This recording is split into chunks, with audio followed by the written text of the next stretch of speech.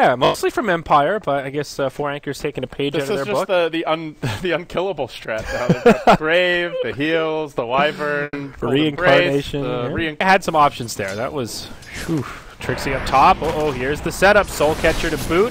EGM nearby. Has the ensnare at level 2. Already hit him with the Riptide. Trixie should be going down here. Power Cogs just buys him a little bit of time. First Blood comes out for the Naga Siren. And if EGM wants to rush that Relic, this is play your bongos in the jungle while our Naga farms up her Relic. Speaking of which, they're making a move. Naga has Psalm, though, if this gets dicey. All right, they go on the Matumba Man. It looks like Vanskor just stunned and obliterated. EGM pops the ulti, but a little bit late on the trigger, and ends up just being getting the Roche pit quickly. And with a Shadow Fiend, it's going to 5-man at bottom now. Medallion, but yeah, they can take out Roche pretty quickly. Hookshot on the Bamboe.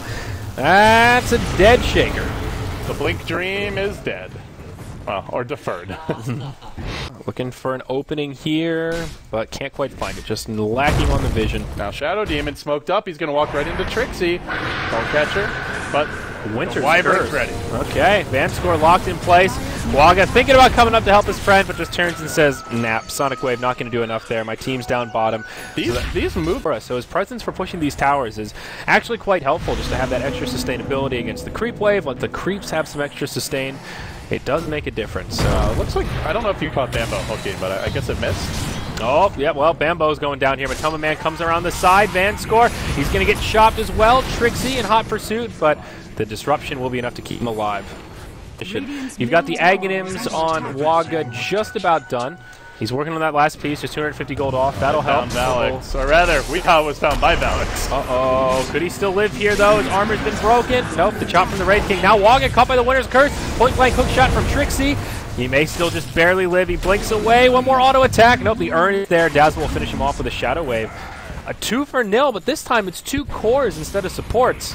They have such good wards here on the Radiant side. They had the lane ward down. It saw the Slardar moving into the trees, and with that, able to find a nice jump. Matumba Man's been chasing all the while, looking for Vanskor. He still has his ultimate, even should he die here. And the Mango just to ensure. And by the way, he won the bet by a massive margin. It was 19 minutes. Well over my 12. She's getting ripe, LD. Spot here. He blocks himself in. Has the TP scroll, but it's up in just a second. Bamboe, could he still make it out? Nope, they've got the vision. Bamboe, please. All right, well, he was close to the blink, but that's a 300 gold death cost. Yeah, he's dead. Nemphy's going to take it. Now, Shaker. I think holding high ground is Shaker, pretty real. Swap Eggs, Naga Radiance. Those are the 3 things they need, and they found EGM. That's the one here that cannot die. Big pick-off for Trixie. He had an Observer Ward recently planted down. Naga unable to get a Son off, and meanwhile, bottom Bamboe being damaged heavily. The TPs will deter the dive here. Now Valix gets initiated on by Weehaw, Slithering Crush connects, and yeah, that'll be a dead Dazzle. Even Sonic Wave deployed. He used the ult before the axe was delivered, and he TP'd bottom, so now it's just running back to it. Oh man, that maybe he thought it got delivered, possibly. That's unfortunate, but Wraith King hops in. He stuns a creep by mistake. He certainly gets the creep kill there, but now a disruption. Matumba Man, he's all by his lonesome. His will utilize the ultimate here. Bamboe, please. Bamboe gives him the Echo Slam, but they've got a totem. Fissure right afterwards. Coming in the river is Boogie, but Weehaw's right there, ready and waiting for him. Matumba Man should fall. Wagamama blinks forward. Boogie will also go down to all this damage. Uses a Winter's Curse, just kind of tickles Waga. Not a huge amount of right click. What a great play by Weehaw there, though. They have a ward over near the Roche pit.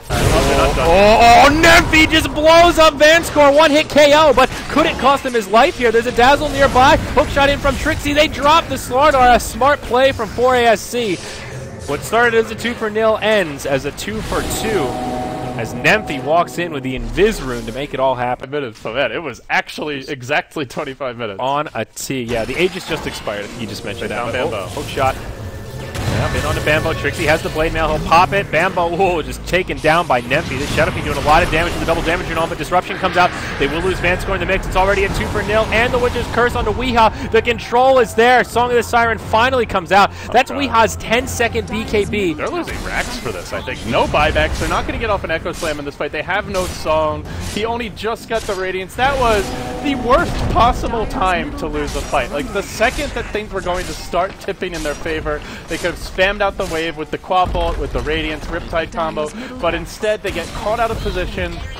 when the Shadow Fiend has a double damage rune too. Without that double damage rune, the Shaker lives an extra hit. To take this late. He's not the best flash farmer, but with this, he certainly can be. He's going to find Waga with an initial stun. They have to follow up. Disruption's there, but coming in is the Shadow Fiend. Blink out. Trixie found the hook. Onto Bamboe. They'll bring him down quickly. And now, elsewhere on the fight, Vanskor TPing out the safety. Waga on the run. Retreating as well as Weeha. And split pushing for all he's worth is EGM. Okay, so they just lose the Shaker there. I suppose that could have been still be defended. He needs his BOTs. That's the next really big item. But Boogie trying to force him back here. Okay. Yeah. Uh-oh. If this hook... Oh, no hook for 15. And EGM will just play it safe. Song of the start. Oh, he's going to set up for the Slardar. They want to fight this. Weeha's on his way over. This is going to be a crush on two. Indeed it is. They're going for Boogie. He gets a first hit bash to boot, but no, the winner's curse still comes out. Boogie able to get off the cold embrace. He'll survive at least for now, but they finally finish him off. That's a kill for the Dire, but now reinforcements here. Matumba Man wants EGM. He'll get it on that side, and Weeha trying to find a spot in the trees. Pops his BKB, but now on the run, and he may still die. The minus armor is just too much. Oh no, that's a 9-second BKB essentially wasted. And Vanskor, he could be in trouble here as well. He's forced to TP home, but Tumba Man won't find him. That is the power of having your tier 1 up at 28 minutes. And about 11k, so yeah, things getting a little bit rocky here. If they get racks off this siege, the hopes of this Dire team in Game 2 are feeling a bit grim here. Now, they do have a glyph to reset things. Nemphy goes right up to the high ground with the Tumba Man there, burning down the creep wave, trying to prevent blink daggers. Though, but there are good defensive support, so he's got to be patient with this one. Yep. But Tumba Man taking a lot of damage here. Oh, my. That'll be a disruption. The Shadow Poison just not quite enough. Maybe they can finish off the ultimate here, or pardon me, the Aegis, but no. It's a level Shallow 3 ult, though. there. Even if they pop it, they can just wait a minute. That's true, yeah. It's not the end of the world. It would slow the push. They're just going to continue to heal him up in the meanwhile, but they have spam. The Quap ult is still ready. They have to blink Echo.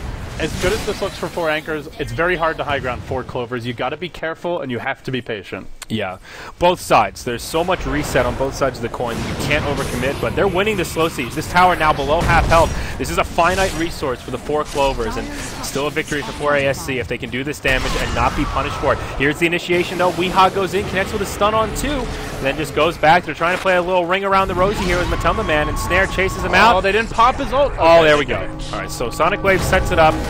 That's the reincarnation. He comes right back. Shiva's guard is there. Trixie hook shots in onto Vanskor. They may just turn it onto Weeha. Winter's Curse locks him in place. And now the Song of the Siren to reset. What a great song by EGM. Is it enough to turn it? They can all back out now. Look to heal up and then go again. But in the meanwhile, Nemphy's going to chunk down the tower. Rocket crashes through. Blink's ready on Matumba Man. His ult up in 40.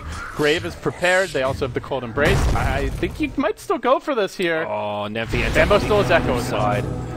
Yeah, that's unfortunate. He ends up on the other side of the fissure, but now they're going on to Boogie, but there's a shallow grave. BKB used by Weeha, but it doesn't matter. The Shadow Fiend just does way too much damage. Now Vanskor falls. Bamboe with a dunk on 1. Even if they kill Nemphy here, he has a second life, and they just don't have the damage. He's too damn tanky with that evasion, and all that HP he's picked up. He is a madman, going for objectives now. Melee barracks will be under siege by the Wraith King. Ranged have already fallen, and this is looking very grim for the Dire side here, LD. Trixie just going complete YOLO, and that's it. The Clovers have had enough. They'll tap out, and the Anchors will force a deciding Game 3. It really could have worked for 4 Clovers, but just too many pickoffs. They got caught too many times. The Naga especially, the Naga dying is as bad as like 2 other heroes dying at the very least. And yeah. A couple of the songs from EGM were late. Maybe latency factors in here, just bad luck perhaps. Could have a lot of things that could have gone differently. They kept on taking fights when 4Anchors had their tier 1s up, were able to